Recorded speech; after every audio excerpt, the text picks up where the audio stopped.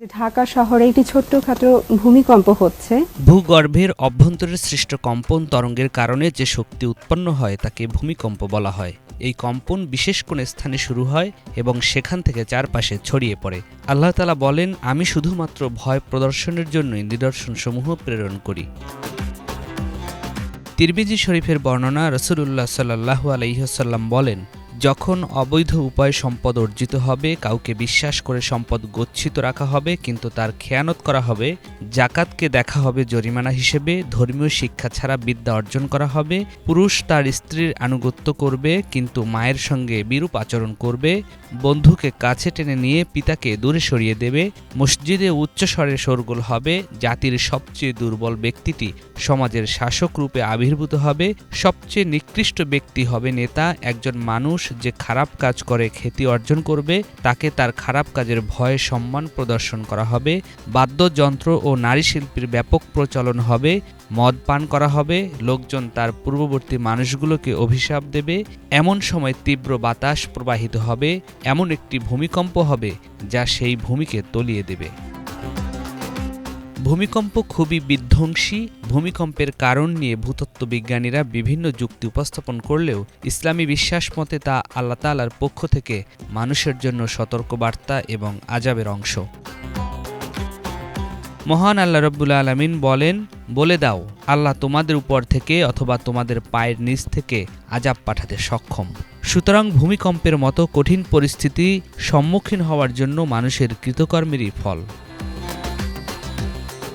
সাধারণত কম্পন তরঙ্গ থেকে যে শক্তির সৃষ্টি হয় তা ভূমিকম্পের মাধ্যমে প্রকাশ পায়। এই তরঙ্গ ভূগর্ভের কোনো নির্দিষ্ট অঞ্চলে উৎপন্ন হয় এবং উৎসস্থল থেকে তা চতুর্দিকে ছড়িয়ে পড়ে। আল্লাহ তাআলা বলেন, যে বিপদ আপদই তোমাদের উপর আসুক না কেন তা হচ্ছে তোমাদের নিজেদের হাতের কামাই, আর আল্লাহ তোমাদের অনেক অপরাধ ক্ষমা করে দেন। পৃথিবীতে যখন ব্যাপক হারে অশ্লীলতা, বেহায়াপনা, অন্যায়, অবিচার ও বাদ্যযন্ত্রের প্রকাশ ঘটবে তখন এ জাতি ভূমিকম্পের মুখোমুখি হবে। এক হাদিসে রাসূল সাল্লাল্লাহু আলাইহি ওয়াসাল্লাম বলেছেন, এ উম্মত ভূমিকম্প, বিকৃতি এবং পাথর বর্ষণের মুখোমুখি হবে। একজন সাহাবী জিজ্ঞাসা করলেন, কখন সেটা হবে হে আল্লাহর রাসূল? তিনি বললেন, যখন গায়িকা ও বাদ্যযন্ত্রের প্রকাশ ঘটবে, মদ পানে সয়লাভ হবে। হযরত আবু হুরায়রা রাদিয়াল্লাহু তাআলা আনহু থেকে বর্ণিত, তিনি বলেন, রাসূল করিম সাল্লাল্লাহু আলাইহি ওয়াসাল্লাম বলেছেন, কিয়ামত কায়েম হবে না যে পর্যন্ত না ইলম উঠিয়ে নেওয়া হবে। অধিক পরিমাণে ভূমিকম্প হবে, সময় সংকুচিত হয়ে আসবে, ফিতনা প্রকাশ পাবে, হার্জ বা খুন খারাপি বৃদ্ধি পাবে, তোমাদের সম্পদ এত বৃদ্ধি পাবে যে উপচে পড়বে। ভূমিকম্পের সময় করণীয় আমল কি? রাসূল সাল্লাল্লাহু আলাইহি ওয়াসাল্লাম তার উম্মতকে যে কোনো দুর্যোগের সময় বিপদে আল্লাহ তাআলার কাছে সাহায্য চাইতে বলেছেন।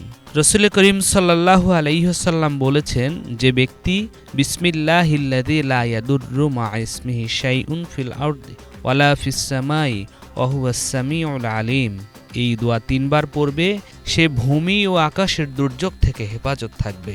এছাড়া যে কোনো দুর্যোগ থেকে রক্ষা পেতে লা ইলাহা ইল্লা আনতা সুবহানাকা ইন্নী কুনতু মিনাজ জালিমিন পড়তে পারে। ভূমিকম্পের সময় অনেকে আজান দিয়ে থাকেন। এটি কুরআন হাদিস দ্বারা প্রমাণিত নয়, বরং ভূমিকম্পের সময় নফল নামাজ পড়া যেতে পারে, পাশাপাশি দোয়া ও ইস্তেগফার করা যেতে পারে। ইবনে আব্বাস রাদিয়াল্লাহু তাআলা আনহু থেকে বর্ণিত, তিনি বসরায় ভূমিকম্পের সময় নফল নামাজ পড়েছিলেন। ইসলামী স্কলাররা বলেন, আজান দেয়া উপমহাদেশের বানানো আমল। বাংলাদেশের আশেপাশে ও দেশের ভেতরেও ছোট বা মাঝারি আকারের ভূমিকম্প বেড়ে যাচ্ছে। আবহাওয়া অধিদপ্তরের হিসাব অনুযায়ী ২০২৪ সালে দেশে এবং আশেপাশের বিভিন্ন এলাকায় ৫৩টি ভূমিকম্প হয়। এটি ছিল ৮ বছরের মধ্যে সর্বোচ্চ।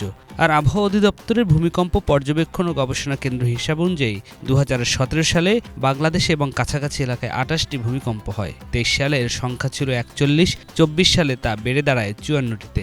এভাবে ছোট বা মাঝারি ভূমিকম্পের সংখ্যা বেড়ে যাওয়াটা বড় ভূমিকম্পের পূর্ব লক্ষণ বলে মনে করছেন ভূমিকম্প বিশেষজ্ঞরা।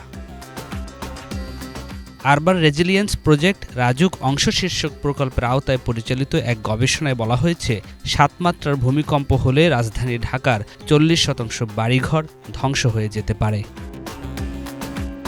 বিশ্বের বিভিন্ন প্রান্তে প্রতিনিয়ত ভূমিকম্প হয়।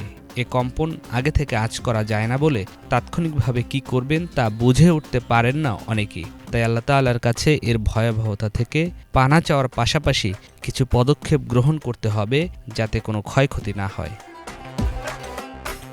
নিয়াজ মাখদুম, বাংলা ভিশন।